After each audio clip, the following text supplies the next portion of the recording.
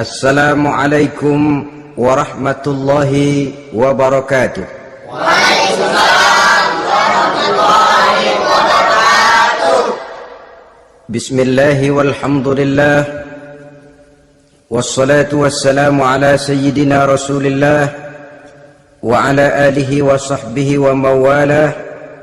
La hawla wa la quwwata illa billah, amma ba'du. Saudara-saudara kaum muslimin yang berbahagia, di dalam kehidupan ini kita senantiasa mengambil iktibar, contoh dan teladan dari orang-orang sebelum kita. Itu sebabnya kepada baginda Nabi kita Muhammad sallallahu alaihi wasallam Allah Subhanahu wa taala menjelaskan cerita para nabi sebelum beliau dalam ayat summa naqussu 'alaika min amba'ir rusuli ma nusabbitu bihi fuadak. Demikianlah kami ceritakan kepadamu wahai Muhammad sebagian dari kisah para rasul-rasul sebelum kamu yang dengan itu akan memperkuat hatimu, meneguhkan keyakinanmu dan memantapkan pendirianmu. Inilah manfaatnya belajar dari sejarah. Jadi jangankan kita, baginda Nabi sendiri pun oleh Allah Subhanahu wa taala diceritakan sejarah para nabi sebelum beliau yang dimusuhi oleh umatnya, yang dicaci maki oleh kaumnya, yang terusir dari kampung halamannya, bahkan sampai ada yang terbunuh oleh umatnya. Itu seluruhnya merupakan iktibar manusabbitu bihi fuadak, untuk memantapkan langkahmu, meneguhkan keyakinanmu dan menguatkan pendirianmu menghadapi perjuangan ini.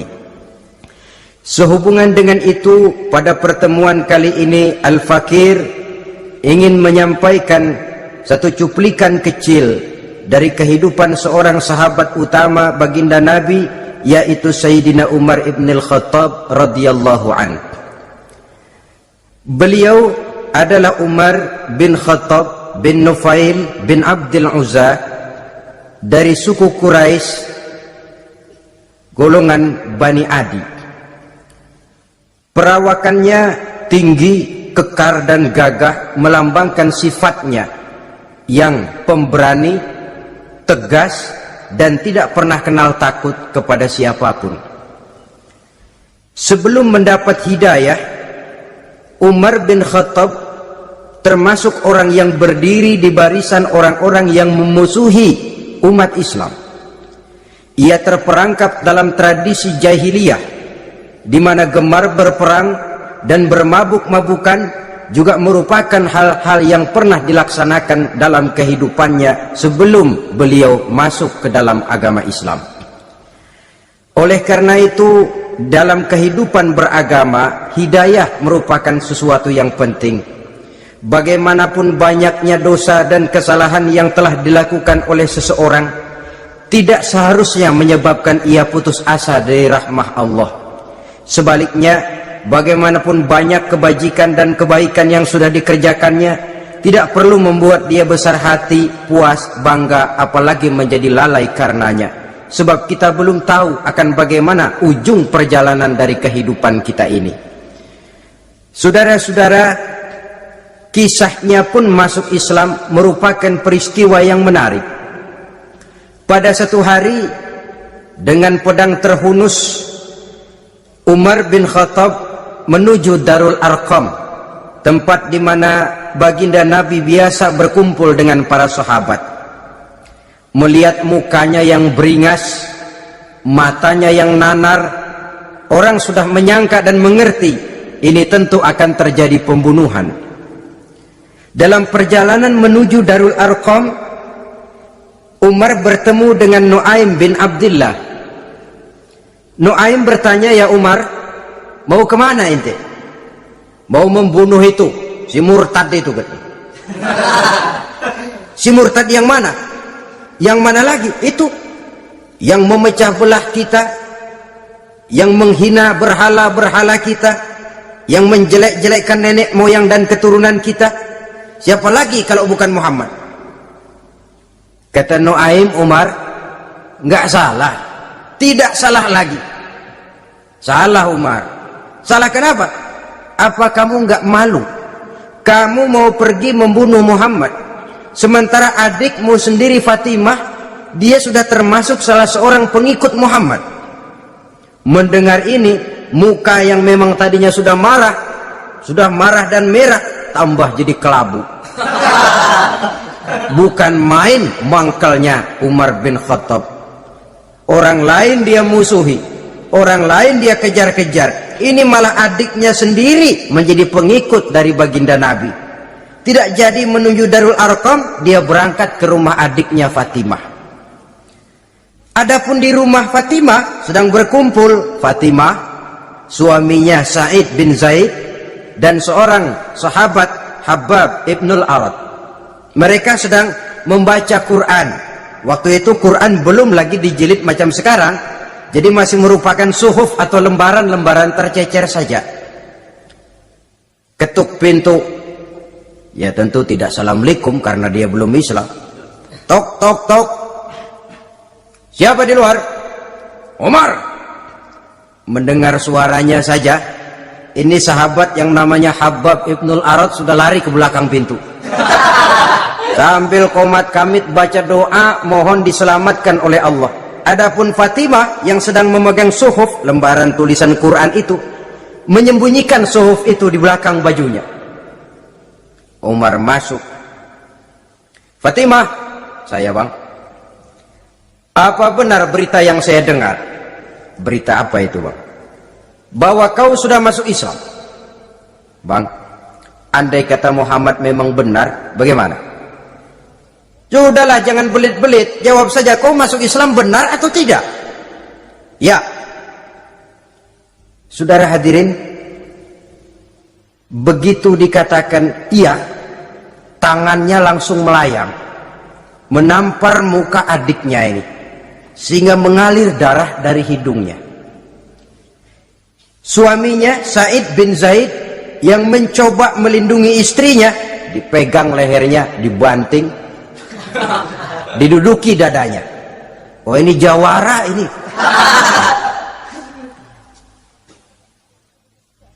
Namun pada saat sedemikian, suara kebenaran terpantul dari mulut Fatimah, adik dari Umar bin Khattab ini. Umar, apakah engkau memukul orang yang bersaksi bahwa tidak ada Tuhan melainkan Allah dan Muhammad Rasulullah? Apakah engkau menganiaya seseorang yang terpanggil untuk mengikuti kebenaran? Manusia macam apa engkau Umar? Saudara, memang dia orang keras, tapi hatinya mudah menerima kebenaran. Sehingga mendengar kalimat adiknya ini tercenung dia sejenak, melongok, bengong kata anak sekarang. Ini kalau tidak karena keyakinan yang mantap, tidak mungkin orang ini, anak adik saya ini bicara macam begini. Umar, mengapa engkau memukul orang yang bersaksi bahwa tidak ada Tuhan melainkan Allah dan Muhammad Rasulullah? Mengapa engkau pukul orang yang mengikuti kebenaran, menerima hidayah dari Allah? Begitu yakin dan mantapnya, walaupun di tengah satu hal yang sangat menakutkan. Siapa yang tidak takut orang Quraisy berhadapan dengan Umar bin Khattab yang dikenal sebagai singa padang pasir pada waktu itu? Malahan dia termasuk salah seorang jagoan. Di tradisi masyarakat jahiliyah itu ada satu pasar yang namanya pasar Ukaz. Tiap tahun di pasar itu diadakan pesta. Pertama pertandingan syair, jadi penyair waktu itu jadi kebanggaan. Syair-syair yang menang itu digantung di dinding Ka'bah. Jadi setiap suku akan bangga kalau mempunyai ahli syair yang hebat. Nah, lalu diadakan juga lah perlombaan balap kuda, memanah, termasuk gulat. Lah Umar ini tiap kali pertarungan mesti menang. Belum pernah ada yang berhasil mengalahkan dia. Jawara.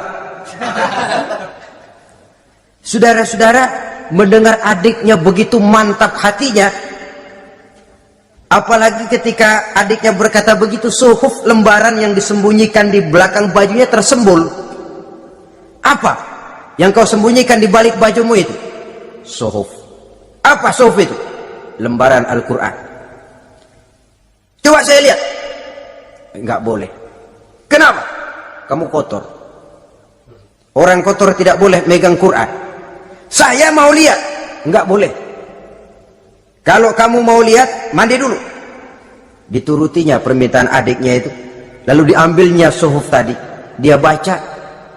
Kebetulan ayat yang dibacanya ayat pertama dari surah Toha yang berlanjut dengan ayat 14 pada surah yang sama. Dia baca, Bismillahirrahmanirrahim. Toha ma anzalna ilaikal qur'ana litashqa illa tazkiratan liman yakhsha. Toha, tidaklah aku turunkan Al-Quran ini untuk bikin sukar manusia, melainkan merupakan pengingat bagi orang-orang yang takut kepada Allah. Lalu pada ayat ke-14, Innani anallahu la ilaha illa ana fa'budni. Sesungguhnya akulah Allah, tidak ada Tuhan melainkan aku, maka hendaknya hanya kepadakulah kamu menyembah. Wa aqimis sholata li dzikri, dirikanlah salat untuk mengingat aku. Inna sa'ata atiyatun akadu ukhfiha litujza kullu nafsin ma tas'a. Sesungguhnya kiamat itu pasti akan datang, yang sengaja waktunya kami tidak beritahukan kepada kamu semua, untuk kami balas segala setiap orang tentang apa saja yang telah mereka lakukan dalam kehidupan di dunia ini. Setelah membaca ayat ini, gemetar tangannya. Ini sih nggak main-main ini. Ini belum pernah saya baca ajaran semacam ini. Tidak patut orang yang mempunyai kitab suci semacam ini dimusuhi. Ini sesuatu yang benar, tergetar jiwanya. Hei Fatimah, Muhammad di mana Muhammad? Saya tidak akan memberitahu kepada kamu. Di mana? Saya tidak akan memberitahu. Lebih baik kau bunuh saya kalau memang maksudmu mau mencelakakan Muhammad. Sama sekali saya tidak akan mencelakakan dia, Fatimah. Kasih tahu saja, di mana dia? Darul Arqam. Bergegas dia menuju Darul Arqam. Di dalam Nabi memang sedang kumpul dengan para sahabat, termasuk ada Sayyidina Hamzah yang juga terkenal jawara juga. Ketuk pintu. Ketuk pintu. Siapa di luar? Umar. Di dalam ini geger sebagian sahabat. Umar datang ini pasti bencana. Umar datang, wah, kalau istilah kampung, kerok dan urusan. Tapi baginda Nabi menenangkan mereka. Tenang, mudah-mudahan ada hikmahnya. Sayyidina Hamzah tampil, bukakan dia pintu. Kalau niatnya baik, kita terima. Kalau niatnya tidak baik, saya paling depan. Dibukakan pintu. Begitu dibukakan pintu, Umar masuk merangkul baginda Nabi. Kemudian dengan tersendat, Ashhadu an la ilaha illallah wa ashhadu annaka ya Muhammad Rasulullah. Saya bersaksi tidak ada Tuhan melainkan Allah, dan saya bersaksi bahwa engkau hai Muhammad adalah utusan Allah. Sahabat takbir semua, Allahu Akbar, Allahu Akbar. Kegembiraan meliputi suasana ketika itu. Kenapa? Karena sebelumnya dikala Umar belum masuk Islam, dia merupakan ganjalan yang paling dikhawatirkan oleh umat Islam. Setelah dia masuk Islam, jelas merupakan satu keuntungan yang sangat besar. Dan dia tertarik kepada Islam bukan karena bujuk rayu orang, tidak karena diberikan harta, tidak karena diiming-iming oleh kedudukan tinggi, tapi karena kebenaran, hidayah menembus hatinya melalui wasilah ayat dalam surah Toha yang dibacanya melalui suhuf yang dipegang oleh adiknya tadi. Sejak saat itu berubah 180 derajat Umar bin Khattab radhiyallahu anhu. Tetapi tetap dengan sifatnya keras, tegas, dan tidak pernah kenal takut kepada siapapun. Cuma kalau sebelum Islam dia kerasnya kepada Islam, setelah dia masuk Islam muter arah kepada siapapun yang memusuhi Islam, dia bersikap keras, tegas, dan tidak pernah kenal takut. Bahkan setelah beliau masuk Islam, satu hari ketika di Darul Arqam kumpul-kumpul, waktu itu Nabi belum berdakwah secara terbuka karena pengikut masih sedikit. Sayyidina Umar usul, ya Rasul, ada apa Umar? Alasna alal haq fi mamatina wa mahyana. Ya Rasul, bukankah kita ini berdiri di atas sesuatu yang benar? Bukankah mati kita, hidup kita untuk melaksanakan sesuatu yang benar? Bala ya Umar, betul Umar. Wallazi nafsi biyadih, innakum la'ala al-haq in muttum wa in hiyitum. Demi Allah Umar, kata Nabi, sesungguhnya kamu dan kita semua berdiri di atas kebenaran, hidup ataupun mati.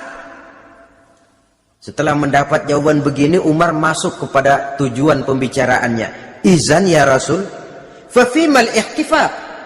Kalau memang begitu ya Rasul, kalau memang kita yakin kita berdiri di atas kebenaran, kita hidup karena kebenaran, kita mati pun memperjuangkan kebenaran, fafimal ihtifaq. Kenapa mesti ngumpet-ngumpet? Kenapa harus sembunyi-sembunyi? Wallazi ba'asaka bil haq, demi Allah ya Rasul, la takhrujanna wa la nakhrujanna ma'ak. Tuhan harus keluar menyampaikan Islam ini secara terbuka, dan kami akan mendampingi Tuhan dengan segenap jiwa dan raga. Sekali masuk Islam gak tanggung-tanggung. Yang kayak begini ini yang kita perlukan sekarang ini. Begitu masuk Islam gak tanggung, seluruhnya jiwa dan raganya masuk Islam.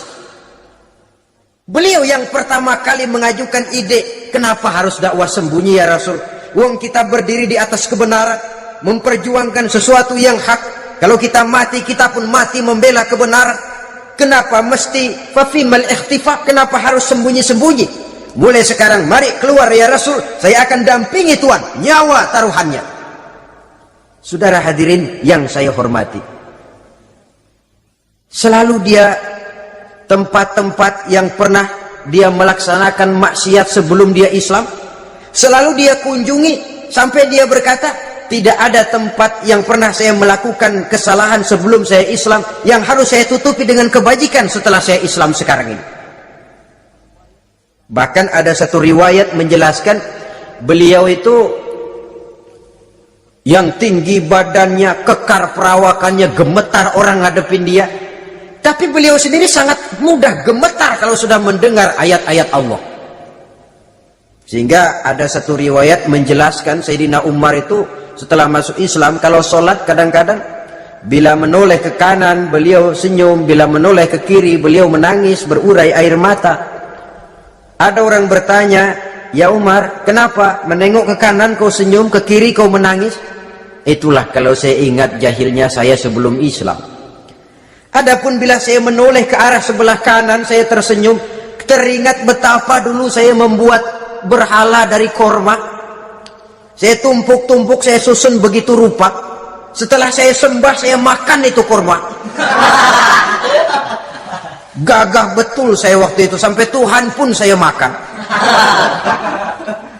Adapun kalau saya menoleh ke kiri, teringat putri kesayangan saya yang terbawa oleh tradisi jahiliyah, takut menanggung aib, merasa malu mempunyai anak perempuan, sampai dia terkubur hidup-hidup.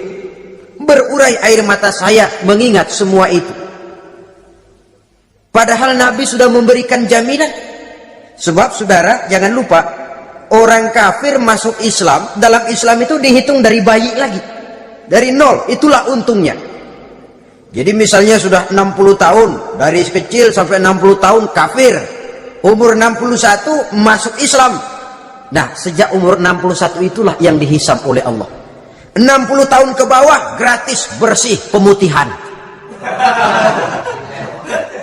Istimewa betul. Tapi jangan lalu diniatin, gua kafir aja. Nanti sudah tua-tua mau giliran mati baru Islam, itu diniatin lain. Ini yang karena faktor hidayah, saudara-saudara. Nah, cintanya kepada baginda Nabi luar biasa. Dalam setiap pertempuran beliau selalu di front terdepan. Bahkan demikian cintanya sampai ketika hari di mana baginda Nabi wafat, saudara-saudara. Disampaikan berita wafat Nabi kepada Umar ini. Ya Umar, baginda Nabi sudah wafat. Kamu ngomong apa? Baginda Nabi sudah wafat. Bukan sedih, nyabut pedang keluar matanya melotot. Siapa yang bilang Muhammad mati, saya tabas batang lehernya. Begitu cintanya beliau kepada baginda Nabi, sampai-sampai nggak menerima kalau Nabi wafat. Taruhlah nggak bisa mati bersamaan, bolehlah mati beriring-iring saja barangkali maksudnya. Saudara-saudara, cabut pedang, kelayaban kemana-mana. Ayo, siapa ngomong Muhammad mati, saya tebas batang lehernya. Sampai bertemu dengan Sayyidina Umar, Sayyidina Abu Bakar. Di tempat orang banyak, Sayyidina Abu Bakar yang bijaksana ini pidato. Ayuhan nas, man kana ya'budu Muhammadan fa inna Muhammadan qad mata. Wa man kana ya'budu Allah fa inna Allah hayyun la yamut. Wahai manusia, barang siapa yang menyembah Muhammad, maka Muhammad sudah mati. Tetapi barang siapa yang menyembah Allah, Allah akan hidup selamanya dan tidak akan pernah mati. Mendengar pidato ini, Sayyidina Umar sadar bahwa sebenarnya yang tidak bisa mati itu cuma Allah. Bagaimanapun agungnya baginda Nabi, besarnya baginda Nabi, tinggi akhlak budi pekertinya Nabi, cintanya beliau kepada Nabi, toh Nabi manusia dan manusia harus mati. Kemudian dibacakan surah Ali Imran ayat 144. Wa ma Muhammadun illa rasul qad khalat min qablihi rusul afa immata aw qutilan qalabtum ala aqabikum. Muhammad tidak lain daripada manusia, telah datang kepadanya rasul, apakah jika ia mati engkau kembali menjadi murtad atau mundur ke belakang? Mendengar ayat ini dibacakan, Sayyidina Umar sadar, berurai air matanya, menangis dalam kesedihannya. Ini cintanya yang demikian tinggi kepada baginda Rasulullah sallallahu alaihi wasallam. Begitulah seluruh kesalahan yang dia lakukan pada saat sebelum dia masuk Islam, berusaha dia tutupi dan dia tebus dengan segala kebaikan, pengabdian, perbuatan soleh setelah dia masuk Islam. Sehingga diajarkan oleh baginda Nabi, ittaqillaha haitsu ma kunta wa atbi'i sayyi'atal hasanata tamhuha wa khaliqin nasa bi khuluqin hasanin. Bertakwalah kamu kepada Allah, kata Nabi, dimanapun saja kamu berada. Jadi takwa tidak kenal tempat, dimanapun saja kamu berada, bertakwalah kepada Allah. Di rumah takwa, di pasar takwa, di kantor takwa, di tengah orang banyak takwa, pada waktu sendirian takwa. Ittaqillaha haitsu ma kunta. Bertakwalah kau kepada Allah dimanapun saja kamu berada. Jangan takwa pakai tempat. Di masjid takwa, di kantor nyolong. Itu tidak haitsu ma kunta yang diajarkan oleh Nabi. Dimanapun kamu berada, bertakwalah kepada Allah. Wa atbi'i sayyi'atal hasanah tamhuha. Dan iringi perbuatanmu yang salah dengan kebaikan. Jadi kalau satu saat terselip kita berbuat salah, cepat iringi dengan kebaikan, tamhuha, dengan harapan kebaikan yang kita kerjakan akan menutupi dosa yang terselip kita lakukan. Amin. Ngomongin orang, astagfirullahaladzim, banyak istighfar. Istighfarnya mudah-mudahan bisa nutupin dosa karena ngomongin orang. Tapi jangan lalu tambah sulap, ngomongin orang istighfar, terus ngomongin lagi istighfar lagi. Itu tentu tidak bisa dengan cara begitu. Barangkali terselip pernah mengambil harta orang tanpa alasan yang hak, imbangi dengan rajin sedekah misalnya. Barangkali pernah menyakiti hati orang, imbangi dengan perbuatan yang bisa menyenangkan hati orang lain. Itu namanya mengiringi perbuatan yang bersifat salah dengan kebajikan. Ini yang dilakukan oleh Sayyidina Umar.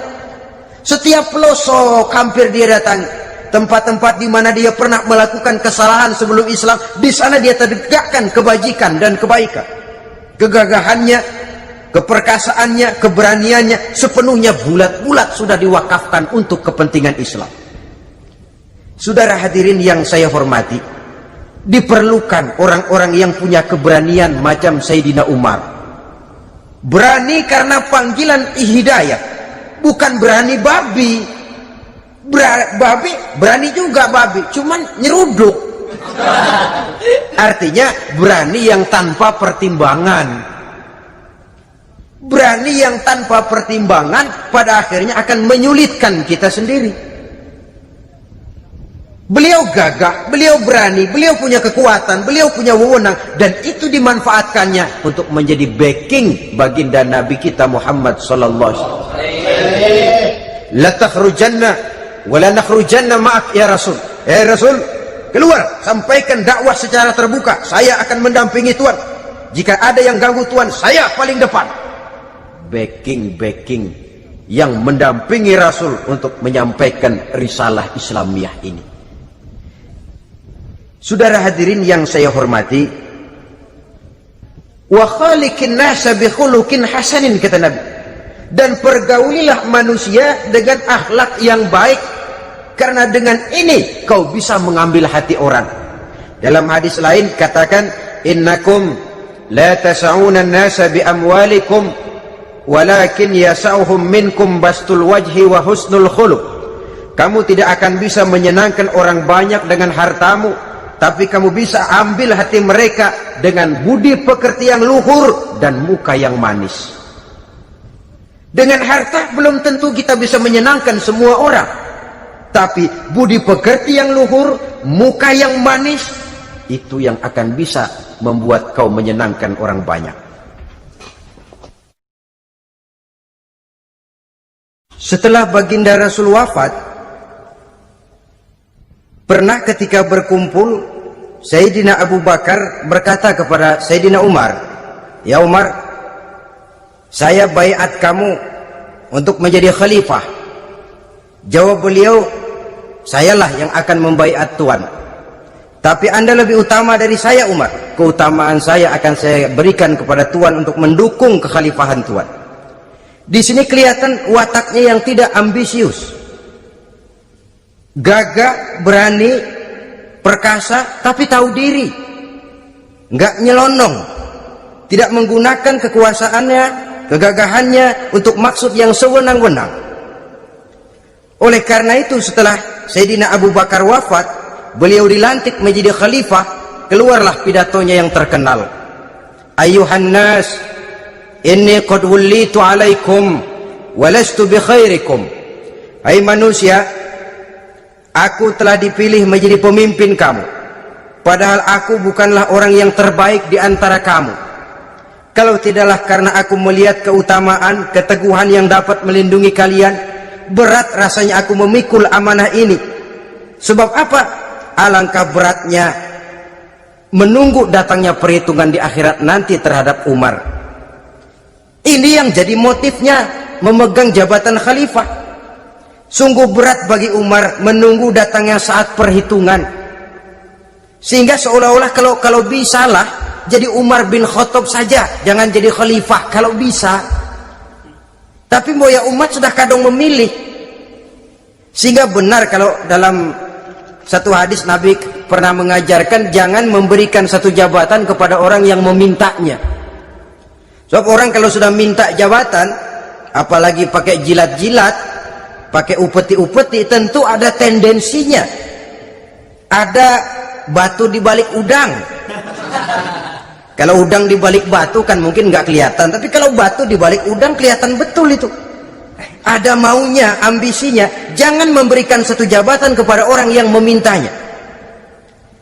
Seakan di batinnya Sayyidina Umar menyesali, kenapa Umar nggak jadi Umar saja, kok mau jadi khalifah gitu. Alangkah berat perhitungan buat saya di akhirat nanti. Nah, setelah jadi khalifah, sebagai satu i'tibar, saya akan mencoba mengemukakan beberapa sifatnya yang menonjol untuk pelajaran buat kita semua. Pertama, sikapnya terhadap keluarganya setelah beliau menjadi khalifah. Kedudukan sebagai keluarga Umar bin Khattab bukan merupakan kedudukan istimewa. Itu ditanamkan betul kepada keluarganya. Jangan karena bapakmu khalifah, lalu mentang-mentang anak khalifah kau merasa dapat fasilitas, merasa bisa berbuat semau-maumu. Kau harus punya tanggung jawab dan beban moral, memberikan contoh yang lebih baik kepada rakyat. Ini yang ditekankan kepada keluarganya. Kalau beliau mau mengeluarkan undang-undang itu lebih dahulu dibicarakan di tengah keluarganya, kumpul anak-anaknya, ini akan ada undang-undang begini. Siapa di antara kalian mau mentaati, persilahkan, yang tidak pun persilahkan. Tapi saya ingatkan, kalau ada dari keluarga Umar yang melanggar peraturan yang saya keluarkan ini, saya akan menghukumnya 2 kali lipat karena dia keluarga saya. Menghukumnya 2 kali lipat karena dia keluarga saya. Jadi bukan mentang-mentang anak babe lalu kebal hukum. Tidak. Siapa yang di antara kalian melanggar peraturan ini, akan aku kenakan hukuman 2 kali lipat karena dia keluargaku. Nah, saudara hadirin yang saya hormati, lalu berwibawa, dijaga betul keluarganya. Suatu hari beliau datang ke rumah putranya Abdullah bin Umar. Ketika masuk, dilihatnya Abdullah bin Umar sedang makan daging. Merah muka Umar. Mentang-mentang anak khalifah ya, mentang-mentang anak Amirul Mukminin ya, kamu makan daging. Lihat tuh, rakyat kita masih banyak yang kelaparan, makan daging, makan roti keras. Padahal itu halal, sesuatu yang diperoleh dengan usahanya sendiri. Tetapi begitu hati-hatinya Umar untuk menjaga pandangan orang. Keluarga khalifah merupakan beban moral sebab akan dijadikan contoh oleh rakyatnya. Mentang-mentang anak khalifah ya, makan daging. Lihat tuh rakyat, roti keras digarotin. Lain saat beliau pergi ke satu pasar. Di situ dilihat ada sapi gemuk-gemuk. Tempat lain sapinya kurus-kurus. Tanya, ini yang gemuk-gemuk sapi siapa? Sapi Abdullah bin Umar. Sapi anaknya. Panggil Abdullah bin Umar, suruh sini. Datang anaknya itu. Abdullah bin Umar, bagaimana ceritanya sampai ini? Begini Bapak, dahulu itu dengan uang saya beli sapi kurus-kurus. Lalu saya rawat, saya berikan upah orang untuk merawat sapi-sapi itu, sampai sekarang dia menjadi gemuk. Akan saya jual dan keuntungannya tentu sesuatu yang halal. Subhanallah, kata Umar, kau ini anak Amirul Mukminin, jual sapimu, ambil modalnya, untungnya masukkan Baitul Mal untuk urus kepentingan orang Islam. Dia nggak mau anaknya terlibat bisnis, ndompleng kekuasaan ayahnya. Karena mentang-mentang anak khalifah lalu segala macam bisnis lancar. Orang takut karena apa? Anak babe. Ada lagi, pada waktu pembagian harta ghanimah, putri beliau yang namanya Hafsah, ini adalah istri baginda Nabi, meminta bagian. Kaum kerabat ayah, ini kerabat khalifah, kitalah dulu kerabat. Kalau kau kerabatku, maka jatahmu nanti dari ayahmu. Harta ini masih lebih banyak dibutuhkan oleh orang-orang Islam. Nanti belakangan, kalau ada sisanya. Belakangan kalau ada sisanya. La haula wala quwata illa billah.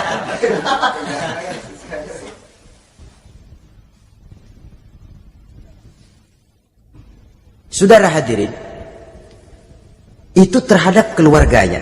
Kemudian apa sifat-sifat yang menonjol dari kepemimpinannya? Pertama, kesederhanaannya. Beliaulah satu-satunya khalifah Amirul Mukminin, setingkat presiden kalau sekarang, yang punya jubah cuma 2 dan 1 pun punya anaknya. Tambelan lagi.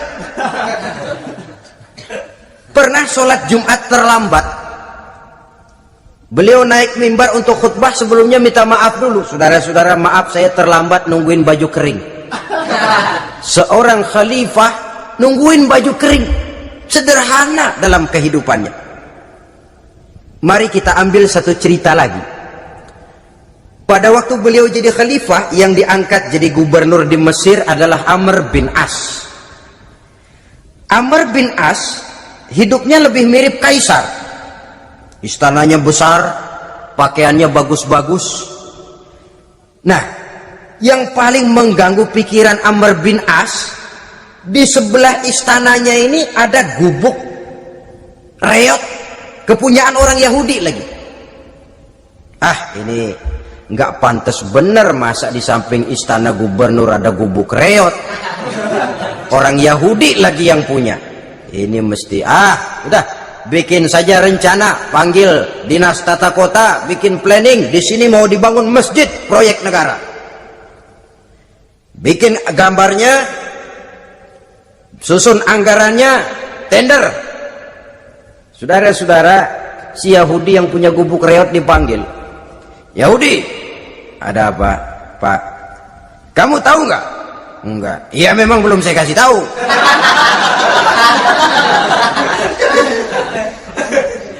Ada apa, Pak? Itu kamu punya gubuk, tahu, kena proyek. Proyek apa, Pak? Kami mau bangun masjid besar di situ, dan tidak sesuai ada gubuk reot di samping tempat gubernur. Jadi maksud Bapak, gubukmu, tanah-tanahnya mau saya bebaskan, saya beli. Enggak mau, Pak, saya enggak mau jual. Saya bayar 2 kali lipat. Enggak mau. 3 kali lipat, 6 kali lipat juga enggak mau, Pak. Saya dari muda peres keringat banting tulang cuma segitu-gitunya, Pak, tempat saya tinggal. Gubuk reot sama tanahnya sedikit, makmur saya, Pak, cuma rumah sama sumur.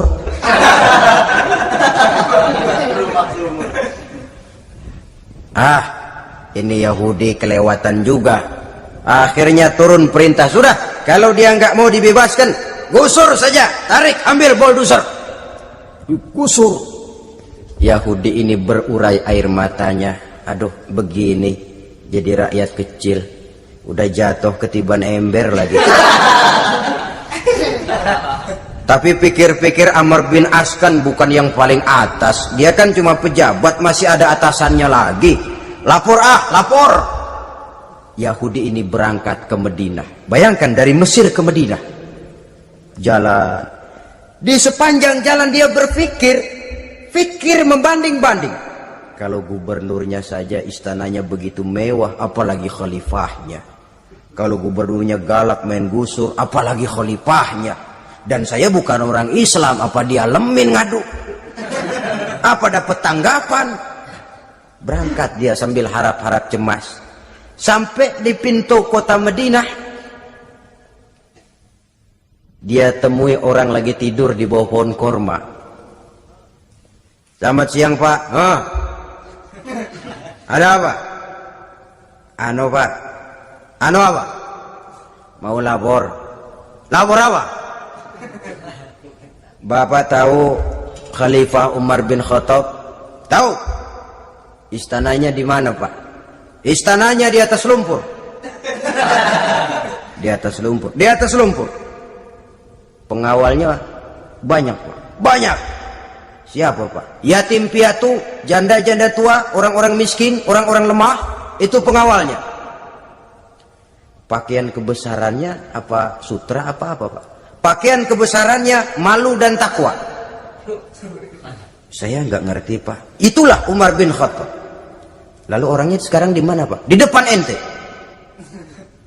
Rupanya yang dia tanya itulah orangnya. Gemeter Yahudi ini, keringat bercucuran. Coba, istananya di atas lumpur. Sebab beliau berprinsip, bagaimana saya bisa menghayati nasib rakyat kalau saya tidak merasakan apa yang mereka rasakan? Bagaimana saya nggak bisa tahu sakitnya lapar kalau saya belum pernah kelaparan? Itu prinsipnya. Istananya di atas lumpur. Para pengawalnya yatim piatu, janda-janda tua, orang-orang miskin, orang-orang lemah dan tidak mampu. Dan pakaian kebesarannya malu dan takwa. Kamu dari mana? Dari Mesir, Pak. Ada apa? Mau laporan gubernur Bapak di Mesir yang namanya Amr bin As. Kenapa? Main gusur aja, Pak. Ceritanya? Iya, dia mau bangun masjid. Kebetulan di areal itu saya punya tanah sama gubuk segitu-gitunya. Saya nggak mau dibeli, digusur, Pak. Saya mau mencari keadilan. Begini. Kamu lihat tempat sampah itu? Lihat. Di situ banyak tulang. Coba kamu ambil kemari satu, tulang unta, bawa sini. Bingung Yahudi. Pak, saya kemari mau cari keadilan. Kalau tulang mah di Mesir juga banyak, Pak. Sudahlah, pokoknya kau ambil saja tulang itu. Dicoker-coker, dapat, dikasih. Tulang itu digaris lurus oleh Sayyidina Umar dengan ujung pedang. Red. Nah, nih, kau bawa kepada Amr bin As. Makin bingung itu Yahudi. Suruh bawa tulang cuman digaris. Nanti saya ngomong apa, Pak? Sudahlah, kasih saja. Pulang dia. Sampai di Mesir, Tuan Gubernur, ada apa? Saya baru menghadap khalifah. Kemudian beliau sampaikan ini, dikasih tulang. Amr bin As ngelihat tulang ada goresan lurus dengan ujung pedang, gemetar, badannya keluar keringat dingin, panggil kepala proyek, proyek batal, masjid nggak jadi didiriin, itu gubuk Yahudi diriin lagi. Ini Yahudi makin bengong. Ini gubernur dapat tulang doang segitu takutnya.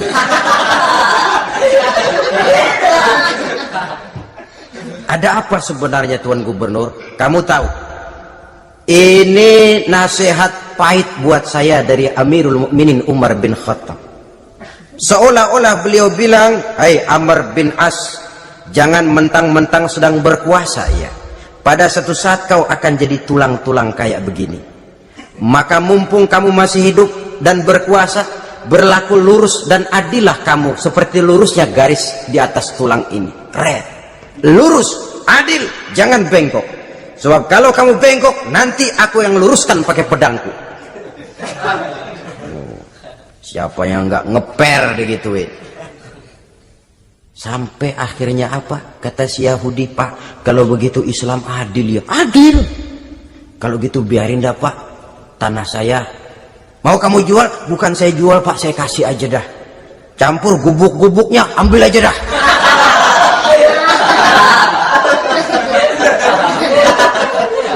Masuk Islam si Yahudi ini oleh karena keadilan dari Umar bin Khattab. Begitulah kesederhanaan hidupnya. Sampai saudara, yang ironi betul, pernah Utsman bin Affan, Ali bin Abi Thalib, Thalhah dan Zubair kumpul mendengar berita bahwa Sayyidina Umar ini punya hutang. Bayangkan, seorang khalifah untuk melangsungkan hidupnya sampai punya hutang. Padahal Baitul Mal di bawah kekuasaannya. Berunding Utsman, Ali, Thalhah, Zubair. Kalau kita langsung ngomong sama Umar nggak enak dong, dia nggak bakalan terima. Lewat putrinya aja, Hafsah deh. Baik. Hafsah ngomong sama Umar, Abah, kenapa?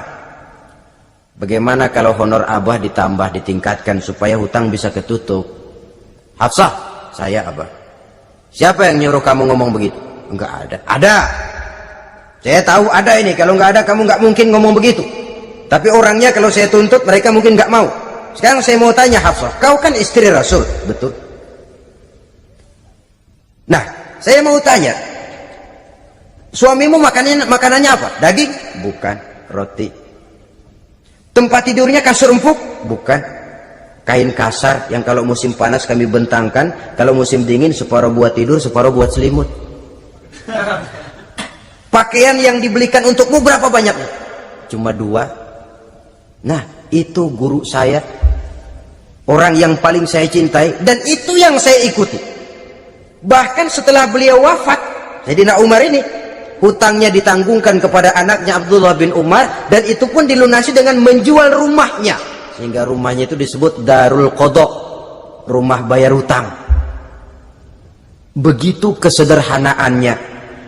Jadi nggak pakai aji mumpung jadi khalifah lalu kayak ikan gurita, tangan yang mana aja megang. Itu kan mental monyet.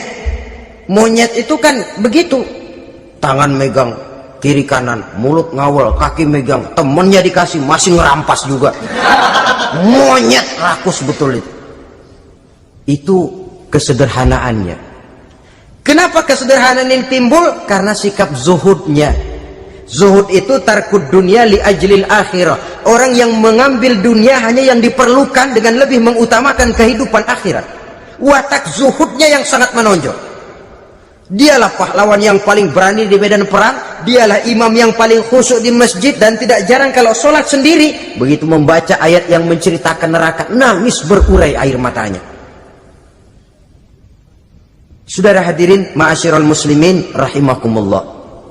Jadi kesederhanaan dan kezuhudan ini bukan lewat teori disampaikan oleh Umar, bukan lewat penataran seluruh aparat, tidak, lewat contoh konkret. Inilah saya, contoh sederhana dan zuhud.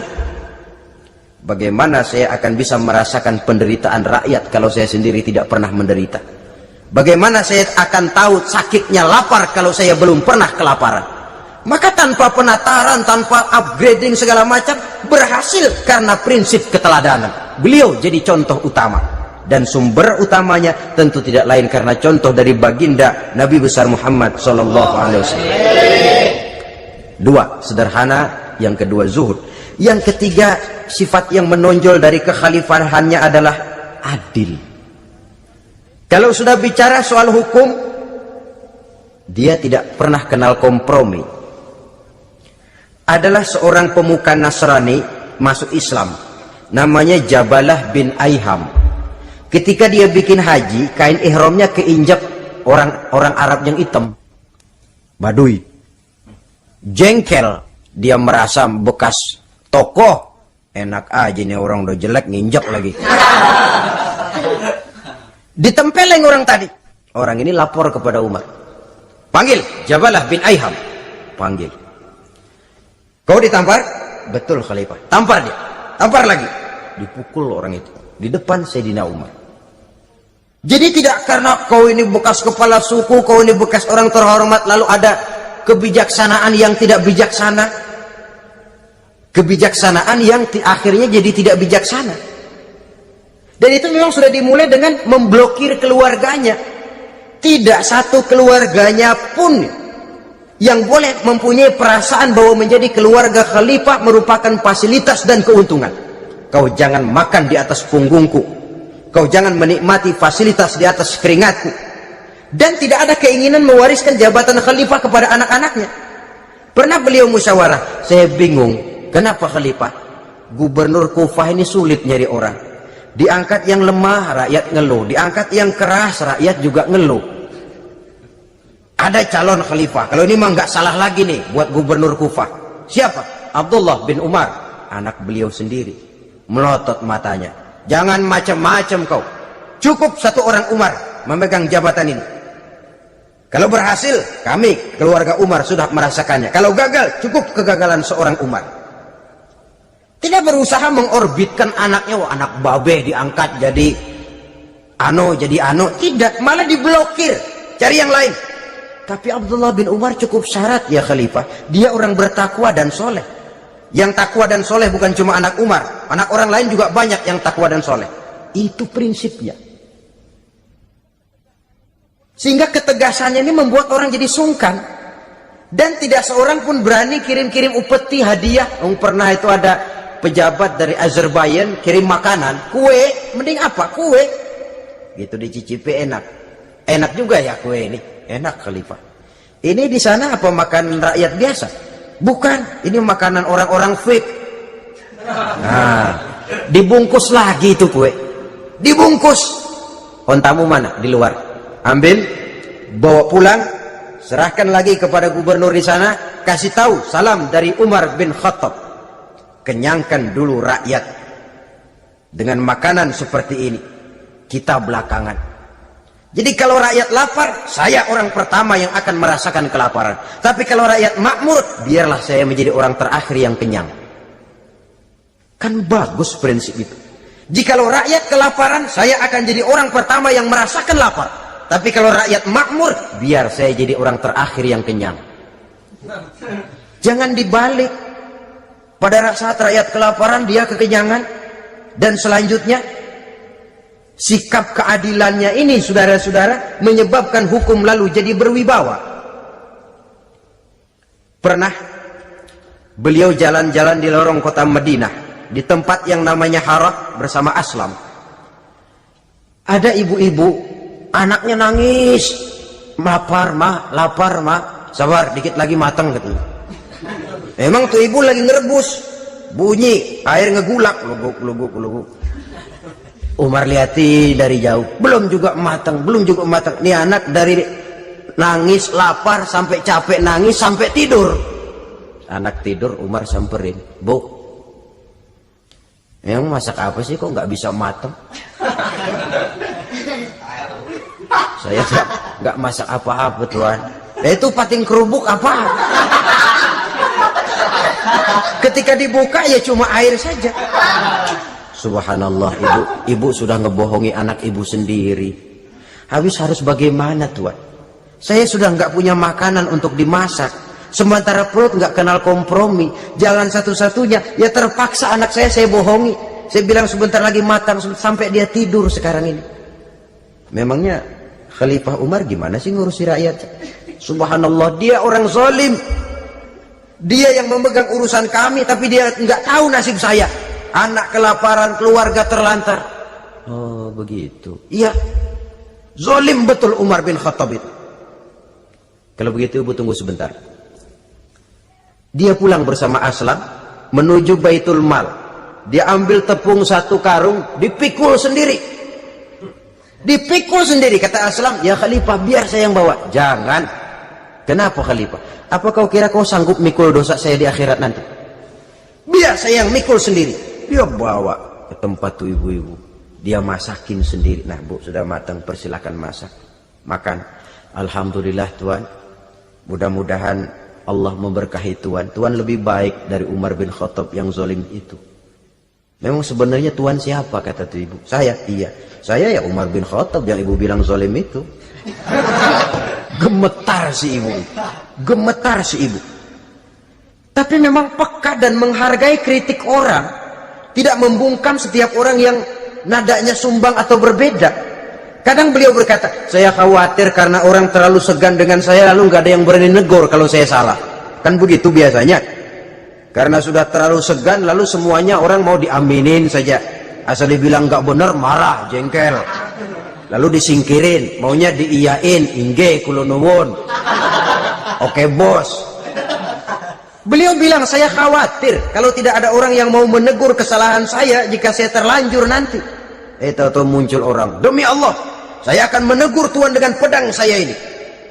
Cerah mukanya, senyum bibirnya, alhamdulillah. Anak muda, saya memerlukan orang macam kau.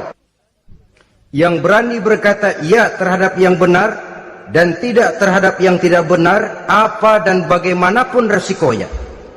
Di sini kelihatan sikap beliau menghadapi orang yang berbeda pendapat.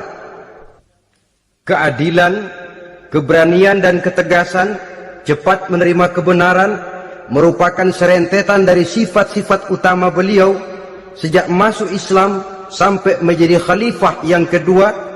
Bahkan dengan jasa beliau, Islam kemudian tersebar, menembus dinding Jazirah Arabia, memasuki Bizantium dan Persia, sehingga beliau juga dikenal sebagai periode Al-Futuhat Al-Islamiyah. Nah saudara-saudara, inilah cuplikan kecil dari kehidupan seorang agung dan besar yang memang sangat terbatas kata-kata untuk melukiskan kebesaran itu. Namun yang secuplik ini mudah-mudahan menjadi sumbangan moral dalam rangka kita memperbaiki diri menuju kehidupan yang lebih baik. Terima kasih banyak atas segala perhatian. Mohon maaf atas segala kekurangan. Usikum wa nafsi bitaqwallah. Wassalamualaikum warahmatullahi wabarakatuh. Waalaikumsalam.